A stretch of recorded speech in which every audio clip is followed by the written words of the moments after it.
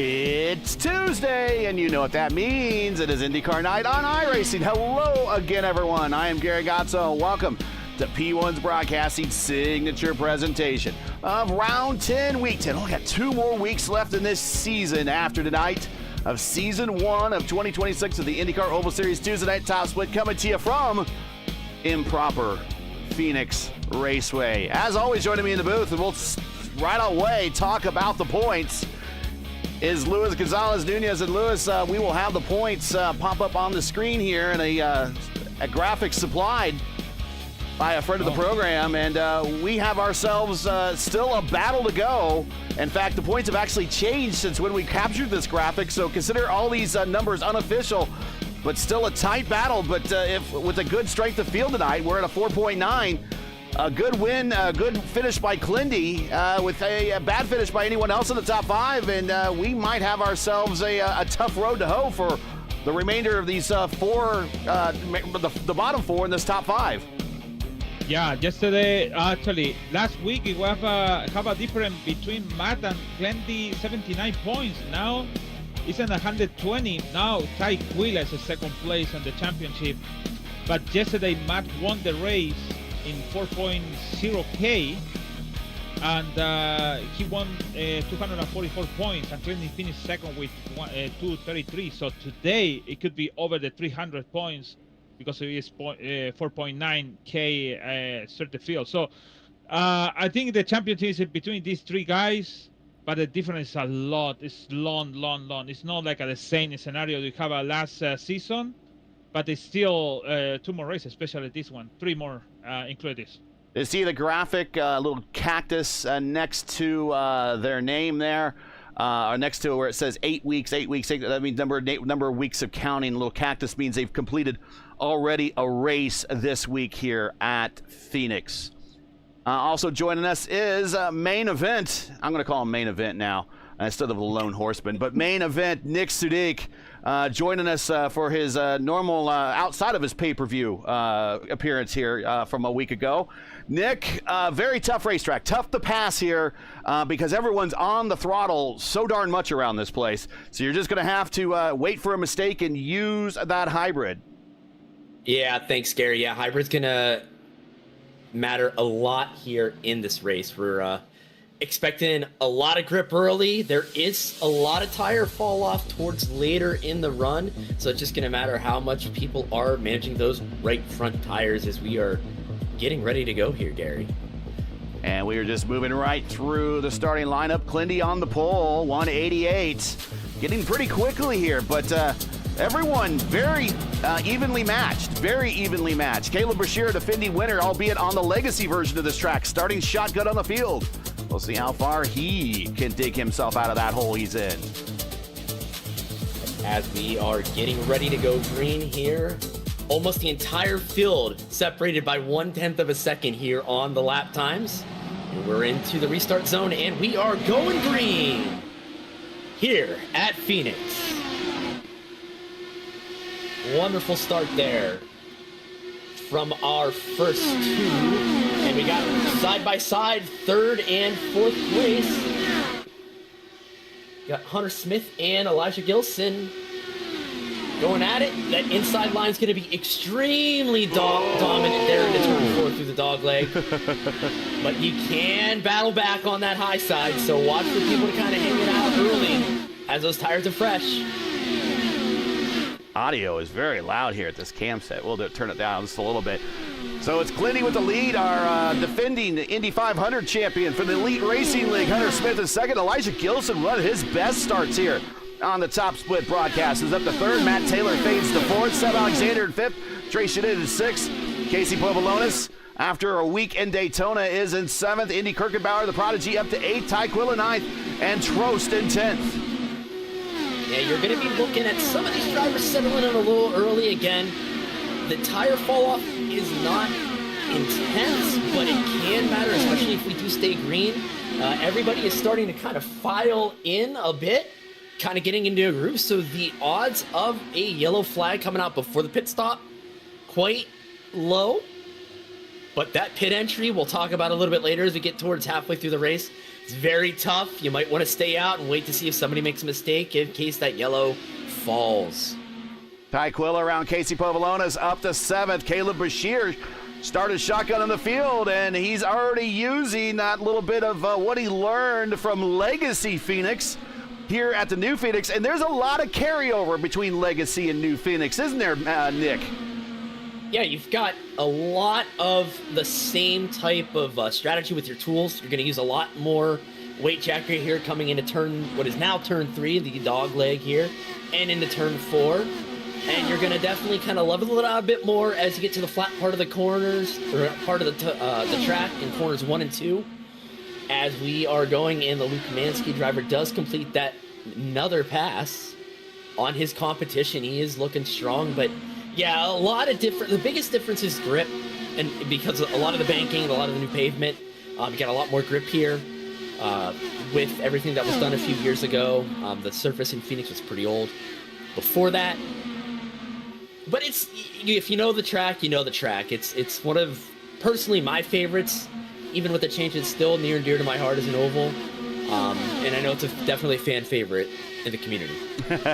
3 of the last 4 races here have been on the Legacy version. The last time we were here on this version was season 1 of 2025. We had a 51-27 strength of field. Robert Malechko over Jacob Oster in that particular race. Battle for 10th, Trost and Pizarro.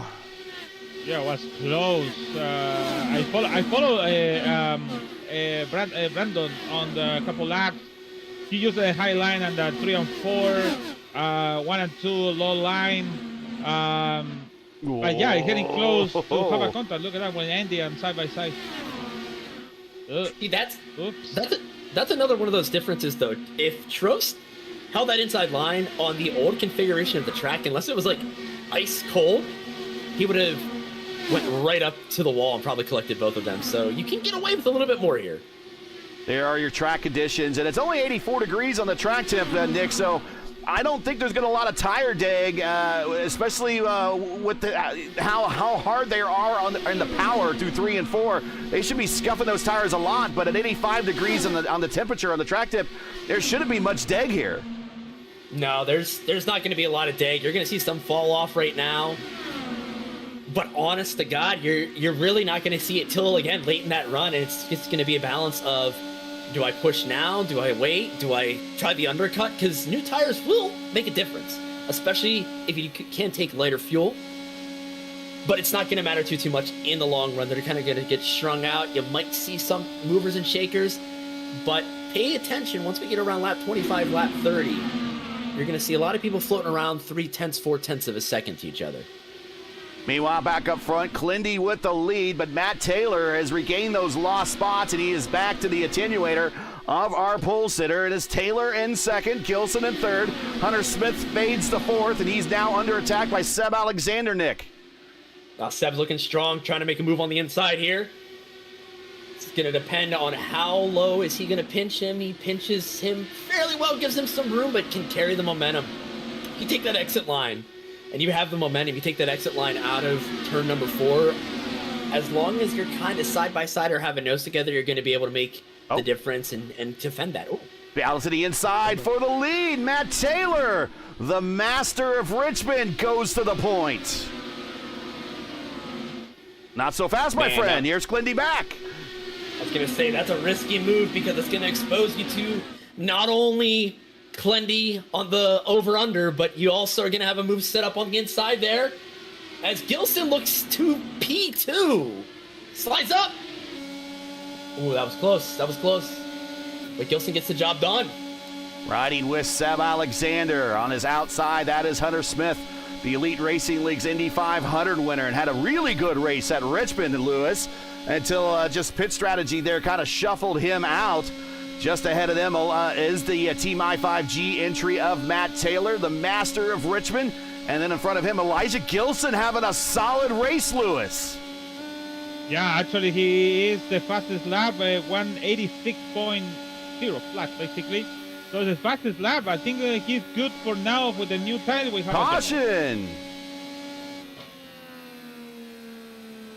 Anna Klimek, one of our points challengers, is limping down the front stretch. Taro also to lose the car. And then it's happened with Troiano Fusaro also too. Is involved. Forson also too is involved. Even Crash Neon is involved. Let's see what happened here. 6 people yeah, a bunch of cars. Troiano, we'll focus it on Troiano first. He is the first car with a meatball flag at the moment. And, okay, so this is Pizarro off the corner. And Troiano gets into the back of Pizarro. Then we see Klimek get into the back of Fast Frankie. And then we see who else we got in there? Just a whole bunch of stuff going on. Stellar not involved. Pizarro. Okay, let's take a look at what happened with Pizarro. It's right around Casey Povolonis. Oh, no. And he just loses it off the corner by himself. Hunter and Smith have a meatball flag. Tristan Fortson, I believe, also in there as well. And I don't know what happened to Hunter. Everyone check him for the pace car. I think he went too fast. He break car and lose the car and hit the wall. Yeah, we just missed that. We were riding with Seb, and he caught up to. And again, we don't see Hunter an awful lot in these top split races. And he caught up to Matt Taylor and nosed it into the wall, and he has a meatball. So another car with a meatball flag. Wow. That is... So, yeah, a lot of chaos going on, Nick. Tristan Fortson is coming to pit road right now. Looks like he will get a new front wing assembly. Yeah, sorry, I'm a little. I was taking a look one more time at the incident with Hunter Smith there, and yeah, no, it was just unfortunate. I think it's so if you never have been in a race with cautions, if you're newer to oval racing, you never know where the pace car is really going to be unless there's usually a call from the leader or somebody up in your front pack. I don't think anybody called, and you might have been distracted and not realized the pace car came out, slammed on the brakes, and locked the rears more than anything, as we are going back green, by the way. And Elijah Gilson with a big jump, using all of that generous restart zone. More of a proper IndyCar-style start here at Phoenix because of the configuration of this racetrack. And he jumps out to 0.4 of a second, Lewis, over Matt Taylor and Seb Alexander back to third. Ty Quilla in fourth, Matt Hollenbaugh fifth. We did have some people and some takers on pit road. Among those, Clindy went to pit road, Trace Shadid, Casey Povolonis, and Indy Kirkenbauer. Yeah, actually, until Caleb Brashear is the 6 cars on the front with a different strategy. Oh, caution again! Oh, that's a good car for the front people. Brandon Trost sideways off of turn 4. Almost said it's in his turn 4 off of turn 2. Excuse me. It's no apron. It's just loose. And much the same way, much kind of the same way as Pizarro. He lost it a little bit earlier, and he kind of backed it into the wall, kind of like Nigel Mansell did when Nigel Mansell was here. And he is a lone, that is a lone spin. Oh, hold on. Oh, that was a car. That was Pizarro making his way through. But we are back under caution with Brandon Trost, our number 1 ranked driver in this split, bringing us back under caution. Yeah, that's heartbreaking, PPO, the number 1. That old phrase, cautions breed cautions. You know, we were strung out, didn't think there'd be a lot. An unfortunate 1 maybe car accident turned into 5 to 6, and now here we are again, cold tires, and easy mistake to make with a little bit too many aggressive clicks on those tools, and unfortunately, day done for our number 1 car. Gilson, Taylor, Seb Alexander, Ty Quilla, Matt Hollenbaugh, your top 5 right now. Between USAC Kart and the Indy Racing League, IndyCar and the series has raced at Phoenix Raceway, or PIR as it's normally has been called in the past, a total of 64 times in its history. between 1964 and 2005, and again from 2016 to 2018. And they will return. The NTT IndyCar Series will return to the schedule in 2026 right here at Phoenix for the 65th time. From 1964 to 1986, they had 2 races a year here at Phoenix. And then since 86 and until the time they stopped running here, there was just always the one race. The IRL track record that they will try to answer when they come back here in a few more weeks will be 194.9 set by Helio Castroneves, set in 2017. Most career wins at Phoenix is a virtual who's who of IndyCar royalty. Al Unser Sr. with 6 wins, Gordon Johncock with 5, Mario Andretti, Bobby Unser, Johnny Rutherford, A.J. Foyt, Tom Sneva with 4 wins, Rick Mears with 3, Tony Kanaan, Sam Hornish, Ari Leyendyke, Lloyd Ruby, there's a name we don't talk about very often, and Bobby Rahal, each with 2. With IndyCar returning here in March, your current career wins leaders are Scott Dixon and Joseph Newgarden, with each with 1 win. In fact, Newgarden being the defending champion back in 2018. The Aero Screen cars have never raced here. However, Phoenix was a site of several compatibility tests, which eventually led to the Aero Screen reuse today. And of course, this is the site of one of the biggest upsets ever in IndyCar racing history, when Jim Guthrie beat Tony Stewart back here in 1997 for the most underdog win probably out of all underdog wins here in IndyCar racing history. We are back, Green. Thank you for that wonderful history there. Yeah, if you haven't seen that upset of Tony Stewart from Guthrie, man, that is so good. That is a very, very good story. You should check it out. Just even read up on it, and as we have another little upset starting to brew a little bit here, with Elijah Gilson still out front, Taylor second, Alexander third. They are strung out about 3/10 apiece. Ty Keela in fourth. Matt Hollabaugh starting to make a charge yet again. We all know Matt and the man behind him, Caleb Brashear, both love to make those Matt Hollabaugh, purple lap, 186.8. Yeah. The many races I raced with Matt here, and we know this track very well. He is a man that loves Phoenix. I know that very much. A little bit of NASCAR brain on, helping him out there too, I'm sure, with the new configuration. But the man is very talented as he's looking to build a run. Might be deploying that hybrid, might be saving that to deploy rather, as we look, get a little bit of clean air to the line. He has a run. If he's got it, I would say deploy, maybe wait, save a little bit. As he gets the clean air on the inside, he's going to go for it. All right, backs it off. That's Matt Taylor, and this is now we're watching Matt Hollabaugh. Oh my God, that's close. You said Caleb? Here's Caleb right there on the outside, close. yes.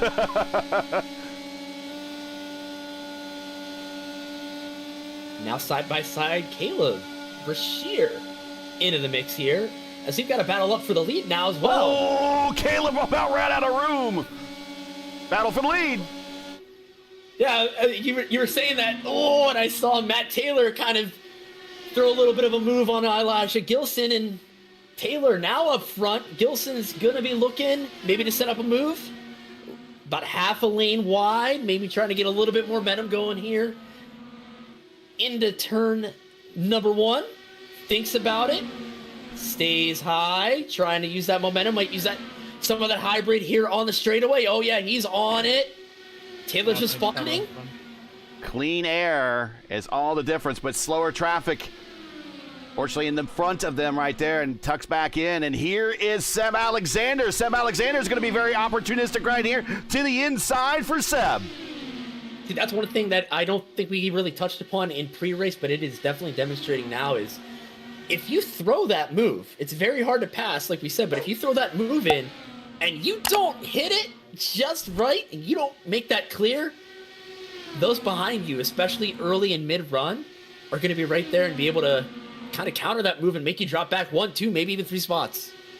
To the inside one more time. Matt Taylor to the point at 5.5G entry. Elijah Gilson now back to second. A little bit further on back. Big battle brewing. is Hollenbaugh and Caleb Brashear side by side through 1 and 2. And right behind him, a very interested party, our points leader, Clindy, just needs a place to go, and there's no place for him to go.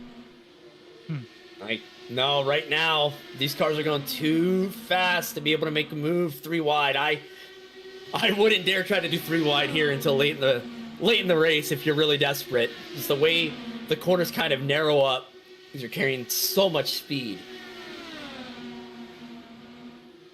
And Clindy has a bit of a run on the high side through the turn 4 area, now through the dogleg. Dogleg is, well, I think that actually the dogleg is open for us to use, but we don't do that here in IndyCar. I would not. I would not risk my front wing. No. I would not risk my under tray. I would not risk the stability of my car, as we are still yet again battling for the lead yet again. Taylor and Gilson have been like throwing bombs at each other here, man. It's been kind of interesting to kind of see them trade off. Like I said, it hasn't been anything super aggressive, but they've definitely been keeping it interesting, to say the least. That's Tony Bizzarro still turning laps, goes to the inside, allows the faster traffic on through, riding with Seb Alexander. In third, watching this battle in front of him, Matt Taylor to the inside there of Gilson, getting the position back, and it's just like Gilson, you're right, Gilson and Taylor just kind of throwing punches back and forth, back and forth. It's the middle rounds now. Who's going to benefit here in the later rounds? Hybrid use going into the corner probably right there, and a good run by Gilson, moving into the point. Look who has a shot to the inside, Seb Alexander over Matt Taylor. Is he going to be able to get down there? He does not have the momentum on the low side. Taylor holds him off. Yeah, and I think Gilson actually had the opportunity to kind of save some of that hybrid and deployed it out of turn 4 there.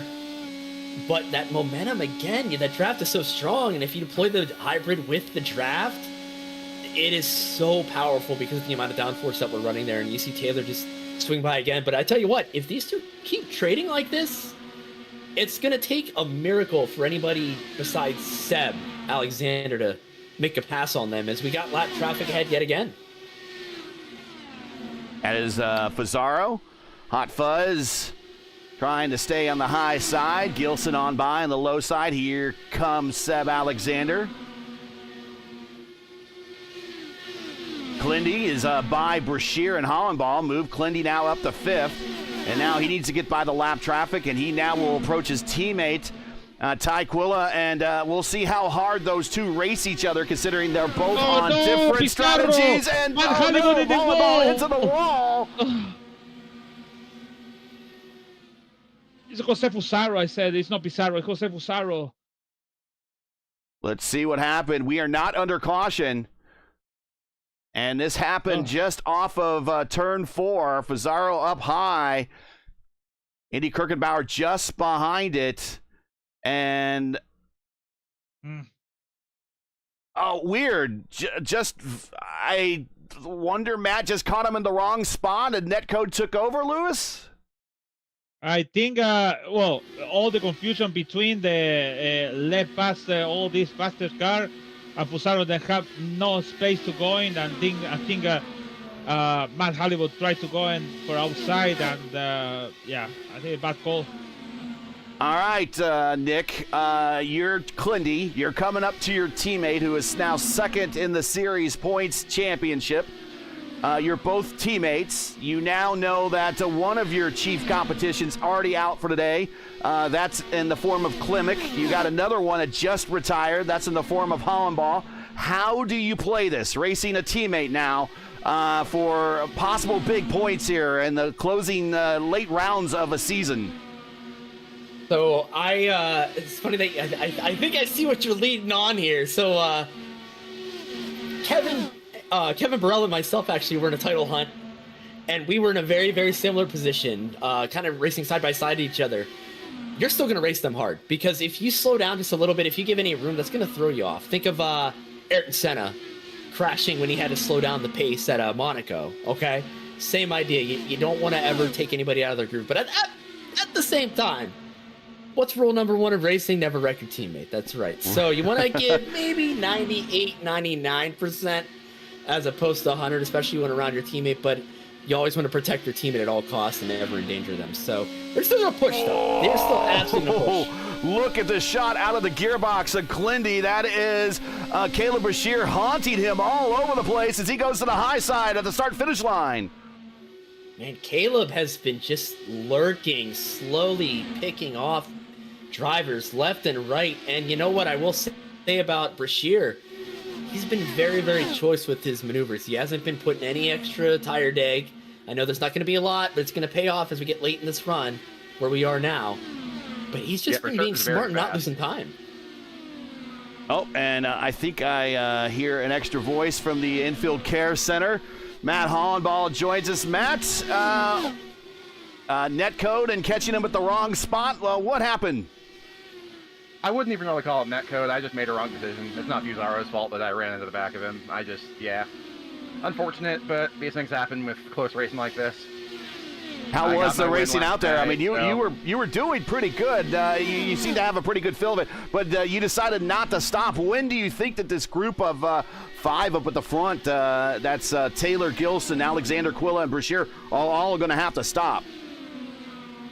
I'd say within like 60 laps to go. I don't know what lap they're on right now. Yeah, the window's open right now, actually. Yeah, there was a little bit of contact there between Brashear and Taikila there last lap, just FYI. Mm-hmm. I'm following Brashear right now because he's quick. Like he was annoying to try and keep behind. That's why I was like so aggressive with trying to go around the outside, trying to do an alternate line. Taikila coming to pit road. And, Caleb is up 17 spots. He started shotgun on the field. He did pick up some track position on that early caution. Clindy blinks out. He is not coming back yet. He's falling through the order. He's not coming back.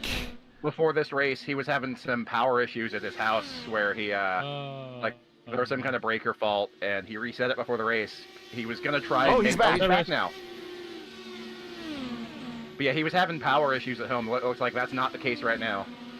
That was very scary for the guy that looks to capitalize the most out of all the unfortunate events that are happening in this race right now to 2 of the key points leaders right now still as we started this race with the 5 points leaders. Unfortunately, Matt has retired. Anna Klimek has retired, but we still have out there turning laps. Casey Povolonis in 9th. Matt Taylor on pit road. Gilson also on pit road. I just heard contact. I think that was Brashear in the wall there behind Seb. Yeah, we're going to have a lot of takers on pit road here, guys, in just a moment. Oh, Brashear pitting. Very busy. Brashear pitting. As I'll let you guys go, I'm walking over you. I'm like Dale Earnhardt Jr. doing a whole flag job thing over Rick Allen. I'm to be that guy. So, you guys have a great rest of your evening. Glad you're okay. Sorry about the bad luck. We'll see you in a week when we head to Michigan for the last crown jewel. Yeah, I'm not exactly happy with getting knocked out, but I'm I won the first race last night. I got a lot of points from that one, and unfortunately, for someone that's trying to win the championship, Clendy finished P2, so. He's a friend of mine, but I wish him poorly tonight. Matt Hollenball, thanks for checking in, buddy. I appreciate it. Good to have Matt in high spirits. It's very tough when weird incidents like that happen, but it's good, no fault. It's really just one of those unfortunate racing deals when you got slower traffic trying to complete laps, and yeah, it's good to see him. Great sportsman as always, Matt. So thank you. As we do have hot laps being put down now by Taikila, our first taker and one of our championship contenders. It's got about a tenth to 2 tenths on traffic that has not pit yet, so it's going to be very interesting to see if he can make these new tires and make this undercut really, really work to make some time up on those leaders. Clindy is your leader. Clindy pitted 45 laps ago. He's going to have to, I'm going to think he's going to have to stop again, Nick.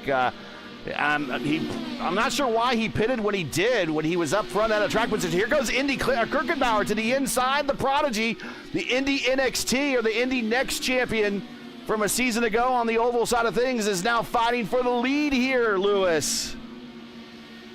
Actually, I hope finally he can get something. Indy, it's a new, Kimi Raikkonen in the way to interview him.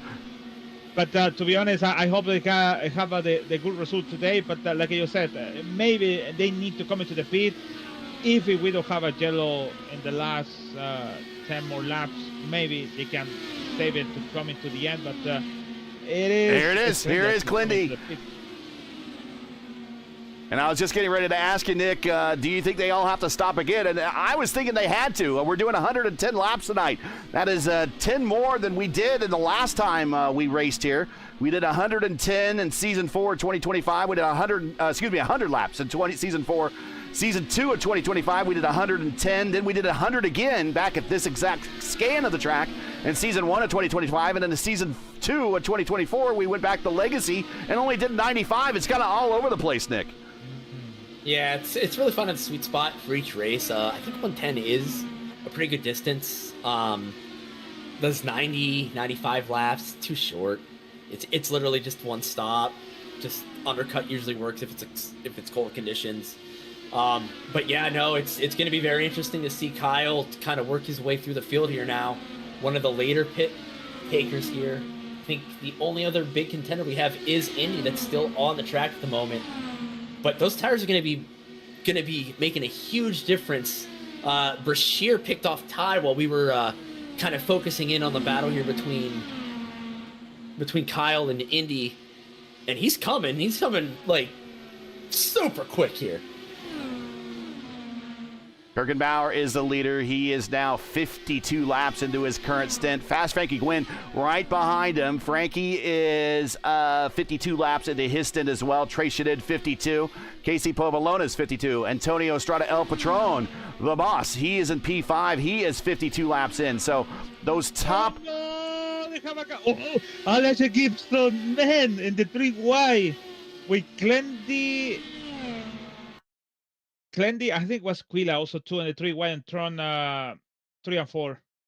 Watch it again here as they go down through 1 and 2, or the old 3 and 4, down the back stretch, the old front stretch, and Clindy's going to take it 3 wide with his teammate in the middle. Very unteammate-like. And actually, you know what? I think that because they're teammates, that actually does cause a little contact with Gilson on the outside. It was netcode, albeit, but I think Ty was trying to give a little extra room to his teammate. Yeah, I honest to God, I get why you make that move, but at the same time, I don't know. There was overlap there. If I was Ty in the middle, I probably would have honestly backed out. That was really dangerous. But unfortunate for Elijah, he lost time there, but he kept it together. Still a long race. Got a lot of time, can still make that up, but caution could change everything as well. With most of these drivers probably still having one extra set of tires. Yeah, that's right. 3 sets of tires, 1 in the car, 2 in the pits. If you enjoy P1's coverage of the IndyCar Oval Series Tuesday night top split, respect the stream.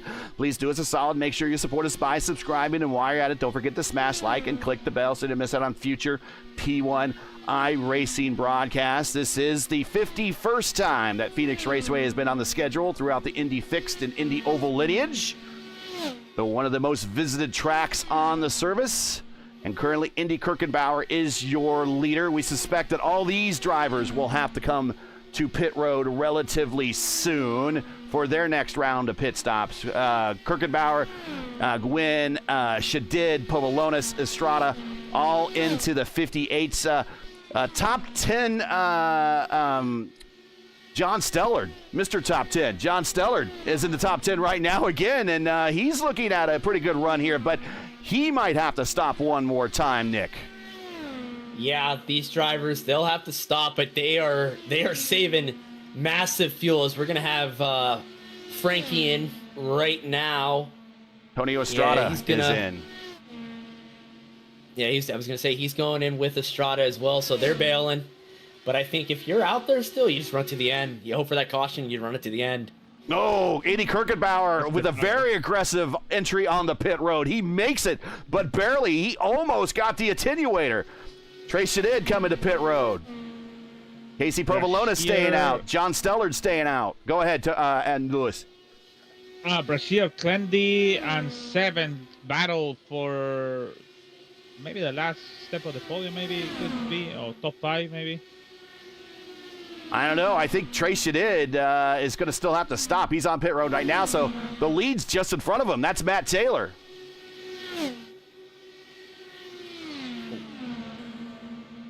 Yeah, the more they battle, the more that Taylor is kind of breathing a sigh of relief.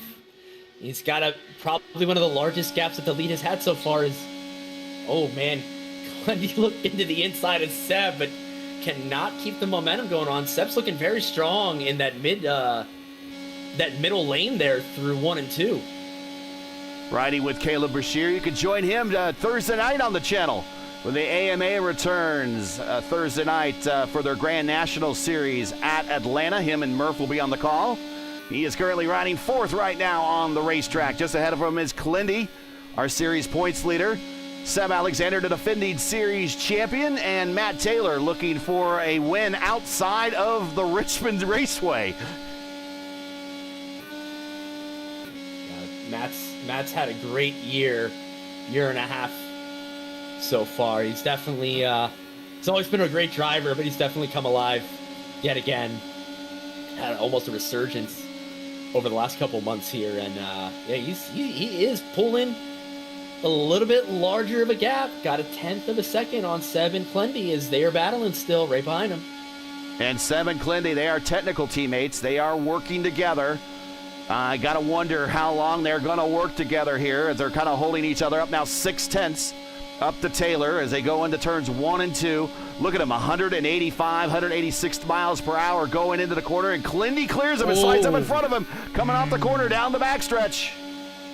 A little bit of indecision there from Clendy. He didn't know whether he wanted to stay high or low. Almost got a full front wing into his rear attenuator there from Seb, and Seb is looking to the inside now. Slide job. Oh no, it's Matt Taylor! Taylor to the inside wall. He slides off of turn 2, goes to the inside wall, and he gives up the lead. Another one of those cars getting loose off the corner like we've seen twice today. Once with Trost, one with Pizarro. And that's not stating that those drivers all have a ton of experience. I gotta wonder if it's something new that they're not expecting with the way this car is set up. There's a bump. There's a bump down low. There's a big bump. Casey Pomalonis with the black flag. Oh. Pitting on the pit road. Back up to the point. Battle for the lead. Seb Alexander and Clendy. And now Caleb Brashear. It is 1, 2, 3. Throw a blanket over him down the backstretch going into turns 3 and 4 at Phoenix. Tell you what, don't count out Indy Kirkenbauer just yet either. He's gaining about a 10th and a half the last couple laps on that lead group. They keep fighting like this. We might have a 4-car race here by the end of it.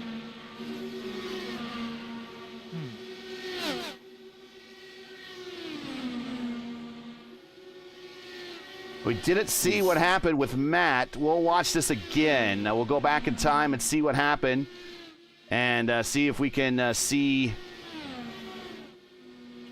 It happened off of 4. This is going back in time a little bit. Oh, well, maybe a little apron. I don't know, but it looked very similar to Pizarro. Go back a little bit. Very slippery there. Yeah, let's go back and watch it a little bit more. He goes through 3 and 4 and gets right to the bottom, and it's very easy to touch the apron here, but just touching the apron here is not enough to loosen the car up in all cases, but just off the corner exit, it kept turning on him.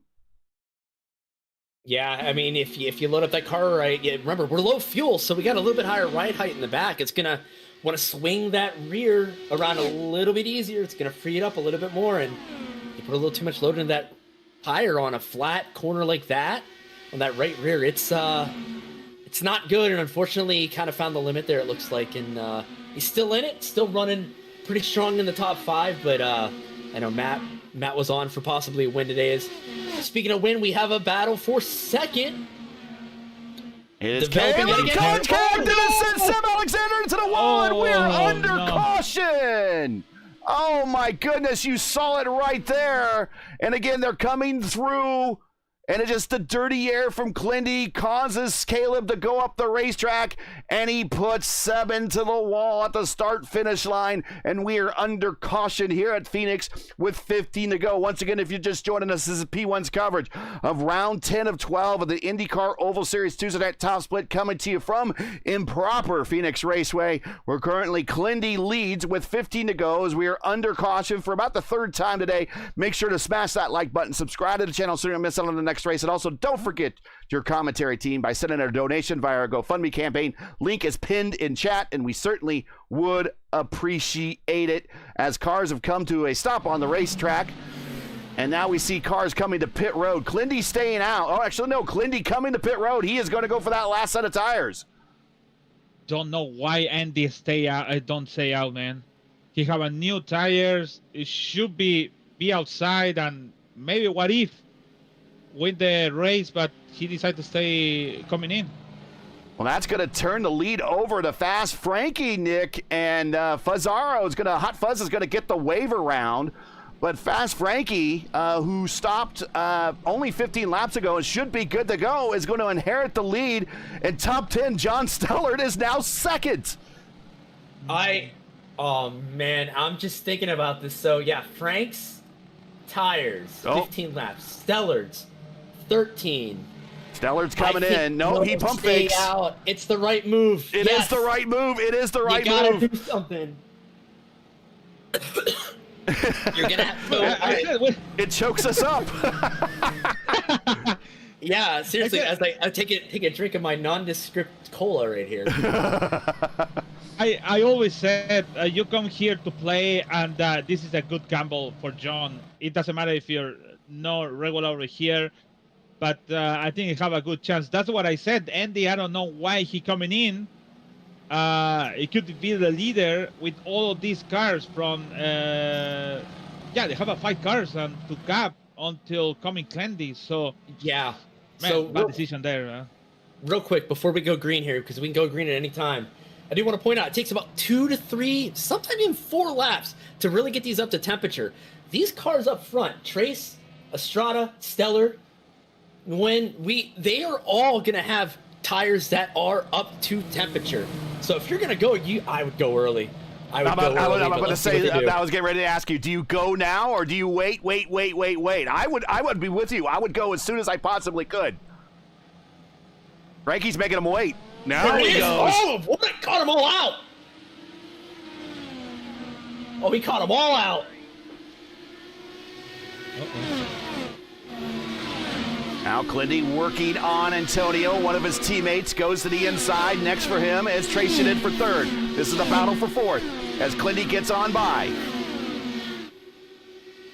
Oh, I'm on the edge of my seat right now. If you weren't at home, I don't know why. You might see a first-time winner here in competition. I don't think any of our top 3 have ever won a broadcasted top split. Trace has. Trace has? No, yeah, Norm, but he's like the master of Talladega. We have not seen him master a 1 mile oval, and he's trying to hang on and master the position right now of third spot over Clindy. All the while, the longer it takes for Clindy to try to pass, the time's running out. We're doing about 20-second laps here. Stellard purple lap, Clindy purple lap, and Stellard with those those older tires setting a purple lap. That should say something. Yeah, I think he's going to do it. It's just a matter of, like I said earlier, you got to make the time right for the move. You absolutely have to time it right, or you're going to lose a lot of time. You're going to lose a position here. Let's see what Stellar does. Stellar's going to look outside, going to use the draft. Kirkenbauer purple. He's going for it. He's going for the inside. He's going to channel that inner Scott Dixon into turns 3 and 4, and he's going to clear Frankie and go up to the top of the racetrack. Give him the dirty air, and now he's going to try to pull away. Frankie's going to still attack on the hybrid, going into turns 1 and 2. Clindy to the inside. Caleb Brashear purple lap. Clindy to the inside of Tracy, and he's going to get the position. Now Clindy needs to get around Casey Pavolonis, who's trying to hang on to get back on the lead lap. Stellar leads with 8 to go, coming to 7 to go at the line. A shootout at Phoenix. Oh, Stellar's playing defense. He kind of defended a little wrong. It's going to make it awkward for Frankie. Frankie's on the inside. Frankie's probably going to slide up, but we might see a little over and under. Oh, Oh, and he loses some momentum, and here comes Clindy. Clindy's now made it to the rear pod of Stellar. Stellar goes down into turns 3 and 4. There's a little bit of a fade in the block. Here goes Frankie Gwynn. He hangs on by 2:10. 6 to go, as you can throw an entire blanket over the top 5. Oh, man, and they're going to have momentum on Frankie. We might go 3 wide here. Caleb is there. Oh, Stellar! No! And he makes it to the corner. Keep on him, guys. Let's go. Indy's going to the inside. He sends it. Oh, they're throwing everything they got. Here we go, 3 wide into turns 3 and 4. Clindy to the bottom, Stellar to the middle. He goes up a little bit. Clindy to the point with those new tires. And the gamble to come to pit road, Lewis, pays off. Yeah, that's Oh, we got a car in the wall. That is fresh, Frankie. And we're going to go under caution. And that is going to end this race under caution. Clindy wins. What a shootout. What a comeback. Stellar's going to come home second. And Caleb Brashear makes it back up to third. And Matt Taylor with that spin off of 4. And we thought his chances were done and cooked. He might come home with the top 5 and 4th. My God. I'm so gutted. Again, I'm trying to stay unbiased here, but we all love a first-time winner. If that caution would have waited for literally 2 more seconds, Stellar had the run off of turn 2, and he would have probably been ahead. Oh, man. What a race. What a race. We'll try to watch what happened to Fast Frankie here as we pick it back up. I think I might have went a little ways ahead. I think it's another lap after this. He gets contact in turns 3 and 4. But again, here we go, 3 wide. Clindy, just a big run. And that was a pretty ballsy move, I will admit. And we're going to see what happened to Frankie in a little contact. What happened? Oh, netcode contact, Caleb Brashear. And we'll go back a little bit more. We'll give you a blimp view. And there you see the Luke Mansky car on the inside. And just awful netcode. Just awful netcode. Sending Frankie into the wall, which he was working on a career best day here. I mean, that I respect that driving regardless. You have to be so aggressive. Again, I don't think there was anything dirty with what we saw. No. I think that was just hard driving. That was just hard defensive driving from everybody. Watching, if you can, just going on board of the Gibson. Even with the Strada, you can see the car in the Gibson is more terrible because the car is spinning, coming to him towards. So. And we are not going to go green, as we suspected. No green-white checkers in IndyCar racing. We do not do that gimmick. It's 110 laps. That's what we advertise. That's what you're going to get. And Clindy with a huge win in the stretch run for this championship, did exactly what he needed to do, and with a little help, gets a little cushion, and he might be looking at another series championship, regardless of kind of what happens next week. We know that Michigan can be a big wild card race, and he might not have to really worry as much about Michigan now as if he gets caught up into something big there, as he's going to get the win here at the Mile Oval, and wins here in consecutive weeks to at this end of the season is how you really normally spell a championship. Clindy with the win, Lewis. Yeah, good win for him because you know what is 2 to go. He don't want to happen like happened last season with the last race in the super speedway and right racing. Just one win by Seb Alexander in that race. He lose the championship that time. So at least he did a good job in there. I think the drop weight for Clindy is better than the mat. And with this, maybe Clindy is going to catch maybe 30 points more or 40 points more, depending on the drop.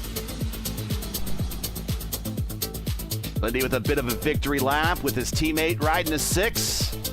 Let's get in tonight's final results here from improper Phoenix, but a very proper IndyCar style race.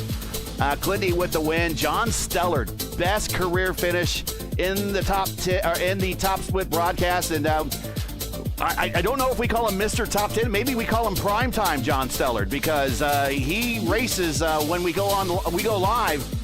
And he sure races well. Another top 10 finish for him. He comes home at second. Caleb Bashir, not the best race that he really wants. A lot of contact out there. Some of it was netcode, some of it was not. But Caleb does make his way up 18 positions. And Lewis, John Stellard up 17 positions. Outside of those two, who are you going to give your driver of the race award to? Jesus. Tony Estrada, man. Okay. 11 spot, man, in ninth. Antonio Estrada. All right. The Mexican and my partner that we will be on the air here in a couple of weeks when we do the IIS. Antonio Estrada, myself, and Ryan Skywalker on Saturday when we have the Saturday before St. Pete weekend. We'll be at Sebring, 1 p.m. Eastern time that Saturday. So join us. But Matt Taylor, 4th, and a good recovery drive for him. Indy Kirkenbauer, the prodigy, in 5th. Ty Quilla, 6th. Trey Shadid, 7th. Elijah Gilson, kind of betrayed by that finish a little bit. He had a much better race than that 8th place showed, and he was getting shouts out in chat. So a good race for him, and that normally snowballs into better performances down the road. Antonio Estrada, your Luis Gonzalez Nunez driver of the race. And Hot Fuzz, at one point down a lap, is out at the end of this race, but he does come home in 10th. Then we got Casey Popolina's Fast Frankie, kind of betrayed as well with that contact late in the race. Crash Neon, Seb Alexander with contact, while in the top 3, Pizarro, Matt Hollenbaugh, Hunter Smith, Brandon Trost, Tristan Fortson, Eric Triano. A lot of guys we've seen from our Elite Racing League coverage. Anna Klimek rounds out the remainder of this 21 car field. That is not the finish she was hoping for or needing for this championship. Anna definitely the big loser tonight. Really gutted for them in the chat. I know very, very, very talented drivers. Definitely, again, we talked about Matt's resurgence, Matt Taylor's resurgence here, but Anna is definitely been shown to be a force. Definitely not out of the championship yet. It's going to be hard, but hats off to them for really putting in the effort here week in, week out. And likewise, Kyle, Caleb, John, that top 3, man, that is that's a sign of things to come. And you've almost got Kyle been around for a while, but past Caleb has really shown up the last season or two here. The present and perhaps prime time might be the future of this fixed community here. All right. It's not anymore around, that's why. But I think so. Anna Klimek is it's not consolation, but it's a good ahead for the Open Series, and the IndyCar Series was leading by 27 points over the Kerry Barrel. So I think it's if you're gonna focus your energy, just go to Mondays to there, because there's 2 to go there. All right, we will bring up Caleb Brashear, and here is Caleb joining us.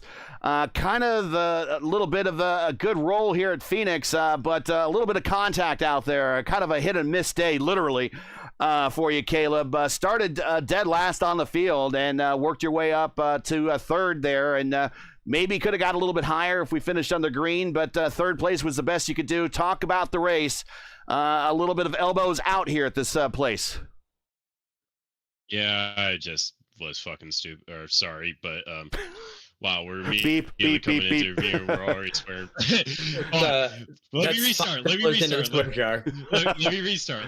Hold on. I had the contact with Seb, and it was just like, oh, that was 100% on me. Like, I pushed up in him, and that kind of ruined my vibe for the entire race, because we were racing hard, after that second pit cycle, really hard, really clean, and then I thought he was faster than Matt Taylor. out in front, and like I thought he could go get him, and then there was times like he would drop back, I would get a good run, and it was like I kept letting him try to get out in front, so that we could try to catch Matt together. And then Matt had the self spawn right when Clutty caught us, and at that point it was like, okay, I'll try to just stay behind them, and once they work it out, I'll try to get whoever's behind, and that ended up being 7. Then the second I got side by side with him, I pushed up and completely like 100% on me. I feel bad about it. Like it doesn't, like, this beer doesn't even taste good because of it.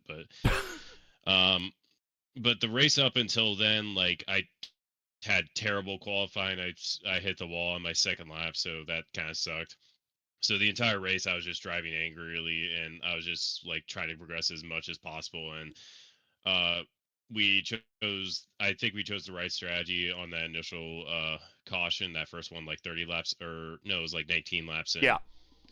And like, because the tires didn't seem to wear unless you were like really, really deep into this. Like 19 laps wasn't going to do anything to your tires. Like, and you even noticed that with Clendy at the when I was about to pit, and I was able to get back around him again, even though he was on fresher tires. So tire wear wasn't really prevalent around here. So like, and I kind of like knew that going in. Like, I just cranked the weight checker up and pretty much just started flying around the field, and then we were in a really good spot. And then obviously the thing with Seb, and then Frank happened, and it was just, yeah, it's just unacceptable on my part. Go ahead, Nick. Hey man, what's your what's your favorite ice cream, dog? I get to ask you this finally. You know what I'm not going to say. I know what you're not going to say. That's an open-ended question. Probably just cookie dough, but okay. Well, you know for a fact that I will not say. I will not say a certain ice cream flavor. There will be many an IIS race this season coming up that I'm sure we can debate through in the mid-race portions of it. Before we let you go, Caleb, on that hot tidbit of what you prefer for ice cream, shout outs, friends, family, sponsors, anyone who wants to say hi to. I mean, you're putting together a pretty good record here, whether it be New Phoenix, New Scan, or Legacy Phoenix. You've been on the podium the last 2 races here, so you got a good feeling of the place. Yeah, I just seem to have a good feeling with the fixed setup around short tracks. I mean, we got podium at Iowa. We got a really good run at Gateway, even though there was no podium there. We started towards the back of the field and then got podium. But shout out to all races. Go out to Scott Reddick. Love you, buddy. Luke Bansky Racing. My teammates Logan Edwards, Will Weiser, JT Smeaton, and Rafael Leon. Sponsors iPredictor, iCoaching, and Lilac City. And the Yingling Flight that I'm drinking right now, and I also got some Crown Royale salted caramel because it's the winter season, and I have it stockpiled right now. When I say stockpiled, I'm not talking like 1 to 2 bottles. We're gearing up for the rest of the Mid Ohio season here. So yeah, I think I need to break open one of those bottles real quick here. Last question. Team USA have a shot against Canada in the Olympics? Hockey? I really don't know. I could thing is, like, they do this in until recently. If we go off World Juniors performance, which a lot of the team is, like, on the USA side, like, USA has a good, like, junior performance, but they don't have, like, a lot of, like, star talent. They don't have they have Austin Matthews, but they don't have Crosby, McDavid, and basically every single star you can list under the sun that plays in the AHLs. But I think if they play physical, like they did against, like, in the Foreign Nations Cup, like if they came out and played like they did against that first game, so 3 fights in the first 10 minutes. Advanced. 3 fights in the first 10 minutes in the Olympics. If we could get the Kachuk brothers just to make them scared, like, I think we have a very good shot. But I think if it's going to be like a straightforward game, then it's going to probably go Canada's way. That's what I'm afraid of. Well, I wanted to get your take on that. Caleb, congratulations on the P3. We'll see you on the channel later this week when AMA picks back up at Atlanta. Yeah. Oh, I forgot to shout that out. I'm sorry. dang, dang it. All right, thank you guys. We got you. And that is Caleb. And I think is that John? That's the in waiting for interview. I think that's him. I hope it's him. We're going to bring him up. Is this John? Is this John? Yeah, do you guys got me? We got you. We need you to change your name in the Discord. I wasn't sure, but you are now. We now are calling you Primetime John Stellard. 3 races, 3 podiums, and a second place, or 3 races, 3 top 10s in the first podium. Congrats, man! You were in the running for it the end, and if this thing didn't finish under caution, it might have been a different story. I think I had a chance. It was intense. I was like shaking in my seat. Just I honestly I said it in the chat after the race. I expected to finish a lap down, but all of the chaos in the race just, made keeping the car alive pay off. So it was an exciting race, and shout out to all the guys, because I've been watching Kyle's setup videos, trying to get better and just taking it serious. So to have a night like tonight, it pays off. Talk about your experience in this car. We know you got a high enough I rating to go top split racing here with us guys. But what have you normally been driving before, and kind of what brings you into IndyCar? Yeah, so I've only been iRacing for under a year still. I think it's May will be my anniversary, but I've been an IndyCar fan because of my dad my whole life. So we're a AJ Foyt household. We always have been, but good dad. Yeah. So dad's been around the sport, 30 years before I was even walking around. So just watching the broadcast last year, I take the weight jacker and the roll bars and the tools really serious. So I'm practicing and testing, and like I put in the Discord chat after the race, but just from practicing in the race itself, my weight jacker was anywhere from like -20 to 20. So I'm very active with the tools in the car, and that's starting to pay off. Well, we are excited to see you part of the series. Nick, what you got any burning questions for this up and coming driver and independent? I'm sure he's not going to be independent for much longer. I'm sure Kyle's probably messaging him right now, be like, "Can I mentor you?" and if not, Kyle, I know you can hear this because I know you're watching the broadcast right now. You should, or somebody should, because seriously, this is real quick sidebar. This is one of the great things I always say about the IndyCar community is we love to learn, we love to teach. We don't share all the information, especially when it comes to Indy 500 Q, but that's its own beast. But we do love to improve everybody, and we love to elevate the competition. So, for you to get a podium here on a bold move like that is great. Congrats. Awesome. And Thank you. yeah. All right. You know the drill here. What is your favorite ice cream flavor?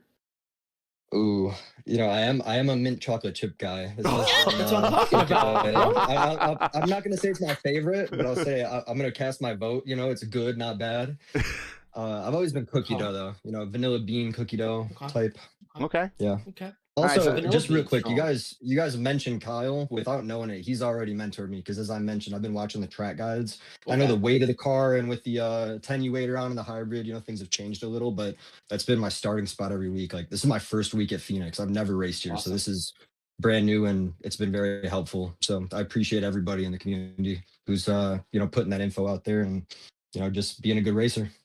Any shout outs, friends, family, sponsors, anyone who want to say hi to while we got you here for your first podium finish here on the Top Split broadcast? Yeah, I mentioned we're AJ Foyt household. I think I'm going to go and watch the race back with my parents. So, shout out to them. Always just, giving me the time and the energy, and I appreciate having them in my life.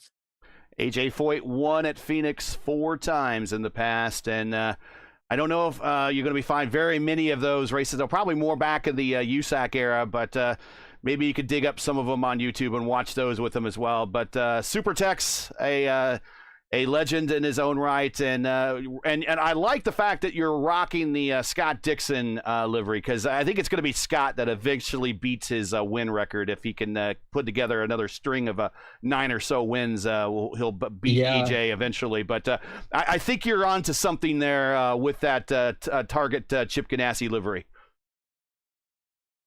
Yeah, it's never a bad livery to be rocking if you want to be in a podium position. And my personal connection with it goes back to on Belle Isle meeting Scott and Dan Oh, Weldon. that's You know, cool. if anyone's ever been to the Belle Isle race, they had like a super open fan zone where it was just really easy to meet drivers. I don't know how much that translates and tracks around other racetracks. I haven't really been to others besides Indy and Michigan when it was running, but you know, that's kind of why I rock that livery. I got early memories of seeing that go around, so that's always cool to, you know, experience. Well, as an old man, I appreciate guys that are rooting for the old men in the lineup. Well, congratulations, John. Go celebrate with the family and in the spirit of AJ Foyt.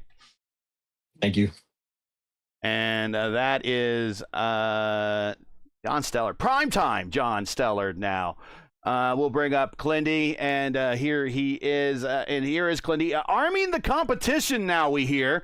But Clindy with a big win here in the closing stages of this Season 1 2026 campaign.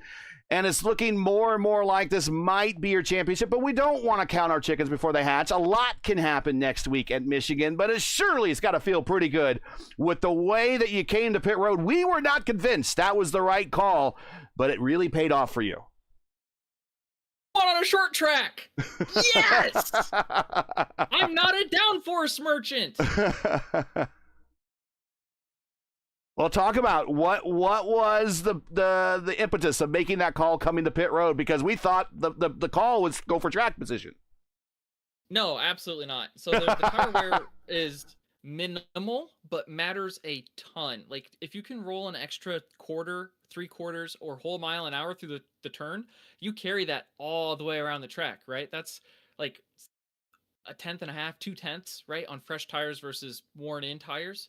And last night, Matt Hollabaugh beat me because we all pit at the end to get around Alex Van Desant and I think it was Caleb Brashear, and the new tires just crushed the old tires. And we had about the same number of laps to go. And Van Desant's a pro. Yes. And like if that strategy can beat a pro, I'm like, I can rip through this field on fresh tires. I know I can do it. No shade to the drivers in front of me. The tires were that much better. And that's why I did not take a tires when I pit on the very first stop, thinking that if we had a yellow with 10 to go, like I can't burn a set here on lap 20, knowing that I was in the lead and my tires were in good shape, so I could run the entire first stint on like a 1.5 tanks of gas. And that's why Indy was all over me, and I didn't want to have to battle him, so I short pit a little to get his heat off my tailpipe. Yeah, we're watching your first pit stop right now. The overlay doesn't even tell us, really. It says you come to pit road, and then it assumes you throw on a new set of tires. So we had no way of really knowing that unless we had the camera on. We're watching your replay of that pit stop right now. Nick, I know you were pretty impressed, and you were we were all in agreement, though, when we saw Clindy come to pit road, like, oh, we're not so sure that's the right call, but we were all real impressed on how he used those tires to drive back up through the field, weren't we? Yeah, I mean, navigating traffic, it would have been different if, say, more than probably, I would say if there would have only been 2 or 3 cars in front, but there were, I think, like 4, I think it was. I think I came out 6, so 5? I had 5 cars in front of me, yeah. Yeah, I mean, that's a lot of traffic to navigate in 10 laps. I mean, especially when you're, I mentioned it too, it does take about 2 laps really to get the tires feeling good, especially when you're in traffic. And yeah, it's not a lot of dirty air. Like, dirty air doesn't affect as much with the changes here. But at the same time, you're still gonna plow a little bit. But I think, in hindsight, would you say that probably helped you overcome that dirty air, was just having that grip fire off with about 6 to go? Yeah, so when you had those fresh tires, it's easy flat. Like the whole track is easy flat for the first 5 to 10 laps. And I learned that yesterday, right? That's why I do the practice races or run on Monday night, because there are little things I would have never thought were possible, like that the track would be easy flat and you lose something like 3 to 5 tenths of a second if you run the normal worn tire line where, you blip and downshift and throw it into turn, the banked turn, and, you lift a little bit, a safety lift into the flat turn, both to save tires, save fuel, and have a good, safe, solid line. Fresh tires doesn't matter. You just foot to the floor, put the jacker up as high as you can handle, and let it rip. Like, I think Matt Taylor was still doing that in clean air, and it spun him around, and that's how Seb and I got to the lead, or what was the provisional lead once everyone had pit during the second stint. Last question before we get the shout-outs. Setting it 3 wide on a couple occasions. One time, in fact, I think it was with Ty, I actually made contact with Gilson and sent him into the wall. 3 wide, on both occasions at least, going into turn, well, I called turn 1, the old Phoenix turn 1. Any second thoughts there about sending it 3 wide going to turn 1 at all? Or turn 4 or turn 3? Well, I'll tell you this, Gary. It was the second time I thought about it because I did it to Ty and Alex Van de Sant last night. So that was my second thought. It's like, oh, I got away with it last night. I'll get away with it again. Ha ha ha. But Ty understands we are blow for blow for this championship. I'm only going to gain a few points over what I got last night, but it's really going to come down to Michigan. All the chips are going to be on the table there. So if he throws me 3, 4, or 5 wide at Michigan, he's just repaying the favor. That door is wide open. Ty, if you're listening, buddy, go 4 wide on me, man. 5 wide, I don't care. I trust you to do the right thing and put us in a good spot and take care of each other. I maybe cut it a little too close tonight, but that's my aggressive move, right? So I'll let him do the next one. So I threw my left hook. We'll see how his left hook is. All right, so 5 wide guaranteed for Michigan and next week. Shout-outs, friends, family, sponsors. Anyone want to say hi to, Kyle, before we let you go? Yeah, first and foremost, thanks to my mom. I see her in the chat. She roots me on every week. That's awesome. I love her so much, and I'll be seeing her this week when I go to my cousin's wedding. So shout out to my cousins out in Iowa. We've got Michigan coming up next week for Fixed, but also on Sunday night in the Votive Racing League. So make sure to tune into P1 Broadcasting to catch that at 8:30 p.m. Eastern Time. Bunch of league races I'm doing this week, so those will all be fun. Right next up is Area 51, also on P1 Broadcasting. Shout out to Terry, who I bought a sim rig from yesterday. So I've got a new play seat and a direct drive wheel and everything. So maybe I'll stop being a turtle on road courses. We'll see. Shout out to my cousin Craig, who runs Segerman Farms. And also thank you to advanced.gg, who helps you drink water and get hydrated with tasty powder supplements. So go to advanced.gg and check out with promo code CLENDYSENDY, and you'll get 10% off your order, and a little bit of that comes back to me. So I'd be really thankful if you could do that. And obviously to all the competitors. So I know Caleb was up here and beating himself up. So keep your chin up, Caleb. Like I said, ruffling people's feathers is the first step in knowing that you're getting really fast. So I hope the community can, come together and we can all hug it out and laugh about it later at the expo and, or, whenever we may meet. And, other than that, man, I'm just thrilled with this season that I've had. I think this is my 5th broadcast win and all sorts of tracks, 2 miles, mile and a halfers and a mile. So, yeah, I threw away Gateway, but, that was a learning opportunity for me. And, I think you can see that I've learned a lot from it. Oh, one more. Sorry, Gary. Yep. Matt Hollabaugh. I know you were in here saying you want me to have a bad race. You got to pray harder, buddy. Your negative energy only feeds me. Promo cut by Clindy for next week's one-on-one match against Matt Hollenbaugh. Clindy, we'll check you at the next one, buddy. Thanks, congrats, Gary. And we'll see you later. Nick, man, we only bangers when Nick is in the booth, and only another bangers. one tonight. Only bangers, yes sir. You took the words out of my mouth there. No, it's Phoenix always delivers somehow. Like whether it's like a really difficult race with temperatures really up high, or it's an extremely packy race when it's like 2 degrees track temperature. It's kind of crazy how this place it just really gels with the IndyCar. Some people like it, some people hate it, some people like closer style of racing.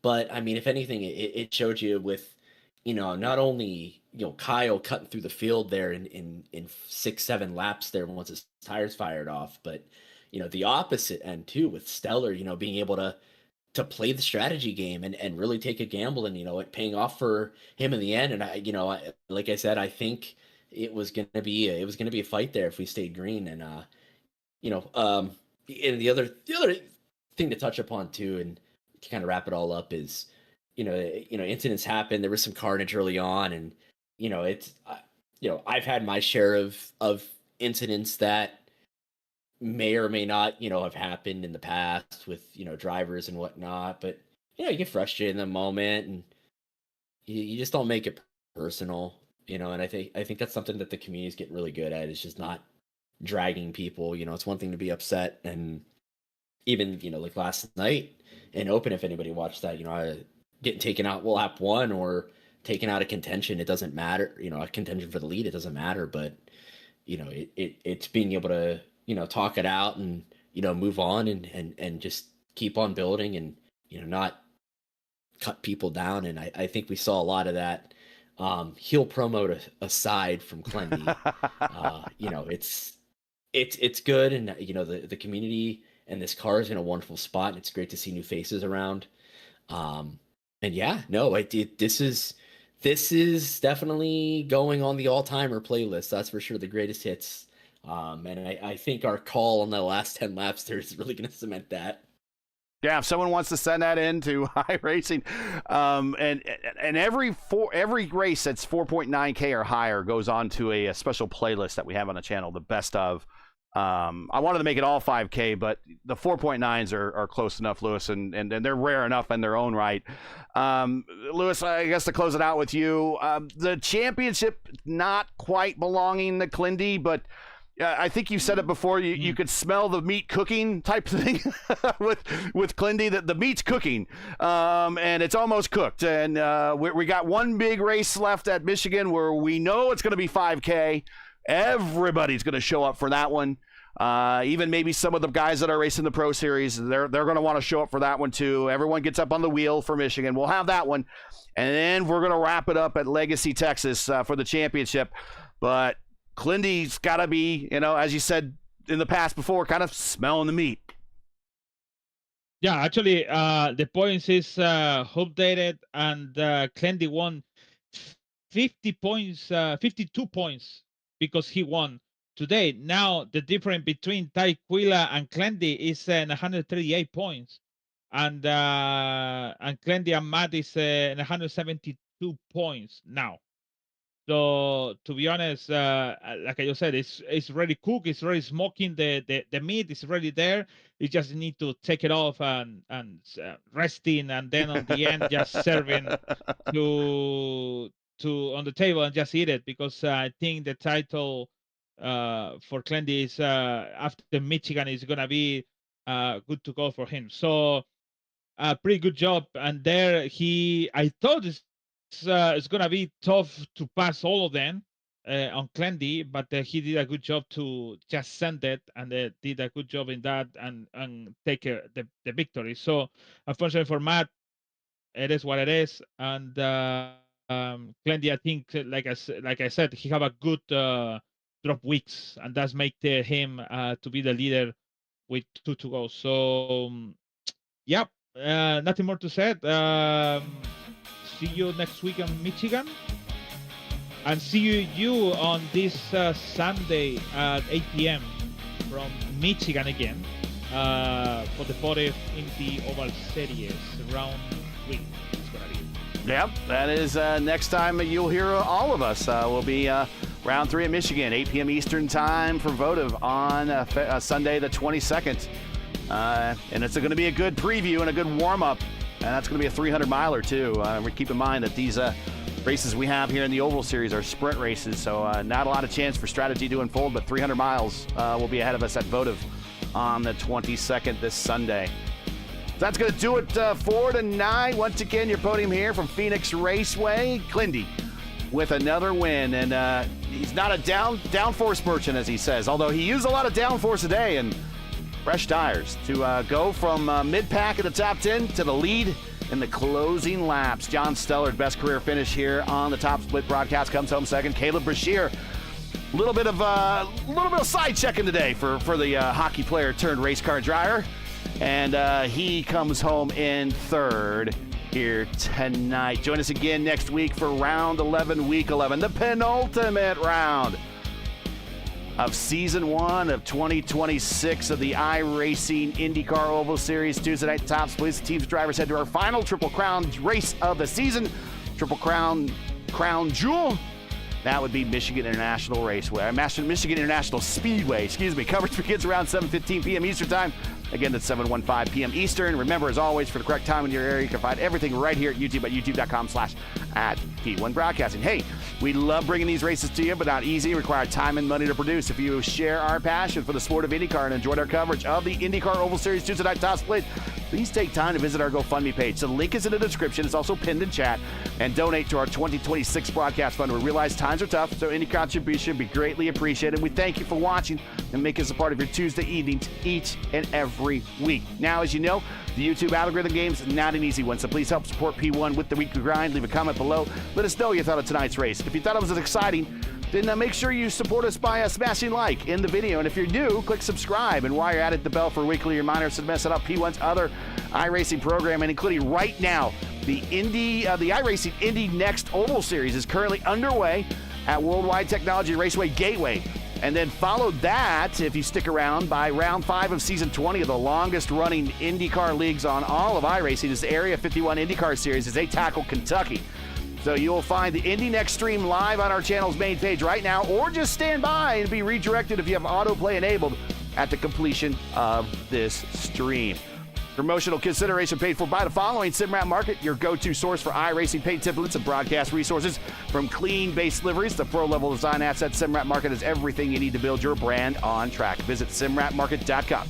Download, customize, race. Track cams of this race are provided by Whiplash Sim Cams. Get the most out of your iRacing experience with Whiplash Sim Cams. To learn more about Whiplash, like them on Facebook. You can follow them on X and Instagram. All the links you need are in the description. For business inquiries to learn more about P1 and what we do, like us on Facebook. You can follow us on X and Instagram. You can follow all of our social links on Linktree. And you can check out all those links in the description. So for Luis Gonzalez Nunez, what we're going to call you main event. Is it main event? I want to say Jey Uso, but that's not right. But it's a main event Nick Sudik. But yeah. Is it going to main event? Or we can't call you prime time. That's John Stellard now. I can't make my own. Okay, well, it's going to be yeah. We'll just be main event because you only show up for the big ones. The Iceman, maybe the next time I do some sort of sim thing on land, some sort of sim race on land, maybe I'll have the music blaring and start the hand motion and Yeet. Yeah. And let's wrap this up and get our friends on to the Indy Next race. That's for sure. So everyone here, listen, again, Luis Gonzalez Nunez, Nick Sudik, I'm Gary Gazzo, and everyone here at P1. Good night. Thanks for watching, and all our men and women serving in the military and as first responders. Godspeed, God bless, and come home safe. Catch us again next week in Michigan. Well, it's going to be a banger. The next race of the IndyCar Oval Series Tuesday night top split right here on P1. Good night, and stand by for Indy Next from Gateway. We'll see ya.